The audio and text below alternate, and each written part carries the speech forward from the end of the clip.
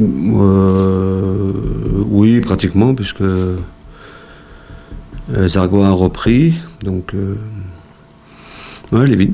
Médicalement, ils sont aptes. Après, ils n'ont pas joué depuis longtemps, donc Zargo, par exemple, il n'est pas apte à jouer. Il faut qu'il fasse une des semaines d'entraînement pleine. Donc là, vu qu'il y a une semaine à 3 matchs, il s'entraîne avec la réserve. On récupère Alex, donc, qui lui est apte. Donc voilà. Non, c'est pas un luxe, mais on récupère du monde. Mais encore une fois, je vous le dis, je vous l'ai dit la dernière fois, on récupère des joueurs qui n'ont pas joué depuis longtemps. Donc j'ai eu l'occasion à travers le match qu'on a joué à Valenciennes de refaire jouer Valentin et de refaire jouer Jordan. Même s'ils ont joué, bon, Jordan il a joué à son poste, mais Valentin par exemple, j'étais obligé de le faire compte tenu des circonstances. Au départ, quand je veux faire des changements, je veux le faire jouer à son poste. Donc ça lui a donné un peu de temps de jeu, donc il devrait être de mieux en mieux. Après, c'est ce que j'ai dit aux joueurs, il faut aussi qu'ils prennent sur eux.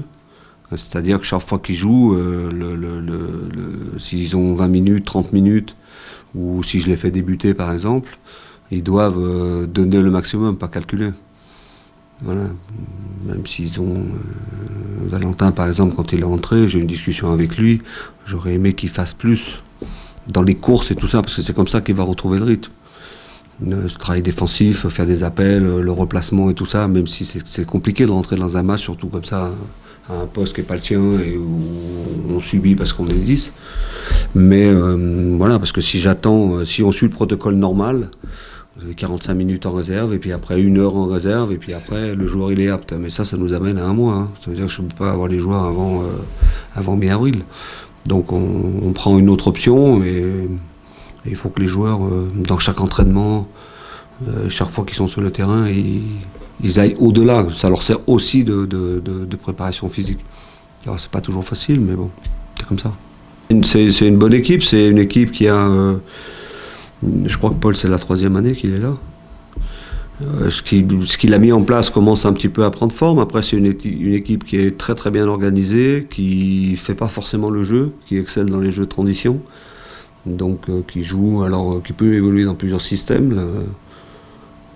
Là dernièrement, ils ont joué 4-1-4-1, donc ils sont bien en place. Et puis par contre, dès que l'adversaire perd un ballon, ça va très très vite devant. Donc globalement, je pense que ils font une bonne saison. Donc là, il y a eu un couac, donc c'est jamais bien quand une équipe perd, elle a toujours envie de réagir. Après, ils ont un derby derrière, donc ça c'est aussi un match important, puisque je connais un peu la région là-bas. Donc samedi, il y aura le match de Caen, donc après, voilà, on sait que ça va être un match difficile. J'ai en mémoire le match qu'on avait fait là-bas. C'est le match où Alex a touché les deux poteaux. Enfin, on a eu beaucoup d'occasions avant de concéder le but, et après, voilà, mais encore une fois, on perd ce match, mais on avait fait un bon match. Donc, bon, voilà, mais de toute façon, tous les matchs sont difficiles, mais contre eux, c'est une équipe qui est bien en place. Je pense qu'il ne va pas venir nous chercher, qu'il va mettre un bloc par bas, mais médian, et puis qu'il va essayer de nous contrer. Ils ont aussi un tireur de coup franc qui a une façon de tirer un peu à Juninho, là, avec les frappes coup de pied, avec des trajectoires de balles qui sont difficiles à prendre pour les gardiens. Donc voilà, je pense qu'elle est à sa place. Après, vous avez dû lire, moi je lis aussi, j'écoute beaucoup Paul, et son ambition, lui, c'est de rester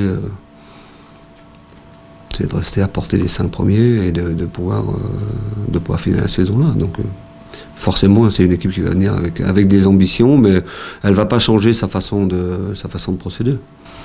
Le match de Valenciennes, j'ai dit depuis 2 matchs, on a trouvé une équipe, on a des joueurs qui jouent ensemble, on a une équipe, on sent qu'il y a une mentalité, donc ça c'est bien, ça il faut le garder.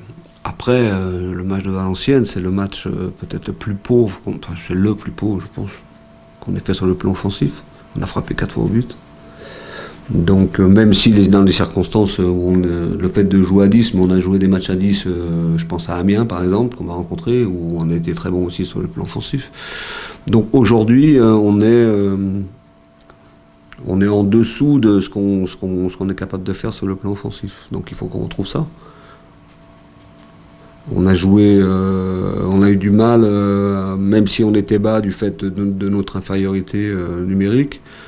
On a eu les possibilités de ressortir des ballons qu'on a perdus.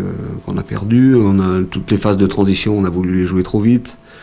Donc nous, on a un jeu où on est capable de garder le ballon, on est capable de faire 3-4 passes, on est capable de trouver de la verticalité au moment où il faut la trouver. À Valenciennes, j'ai trouvé qu'on avait confondu un peu vitesse et précipitation. Bon, donc ceci dit, on a pris un point, mais sur le plan offensif, on a été pauvre, très très pauvre. Donc l'idée du match du Havre, c'est de garder ce collectif, de garder cette mentalité. Je veux voir une équipe, des joueurs qui sont bien ensemble, qui s'entraident, qui défendent ensemble. Et je voudrais qu'ils attaquent ensemble, parce que c'est ce qu'on n'a pas fait à Valenciennes. Voilà.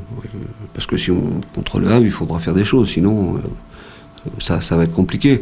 Alors, c'est pas quelque chose qui m'inquiète outre mesure, hein. Après ça peut arriver, mais il faut qu'on s'y remette.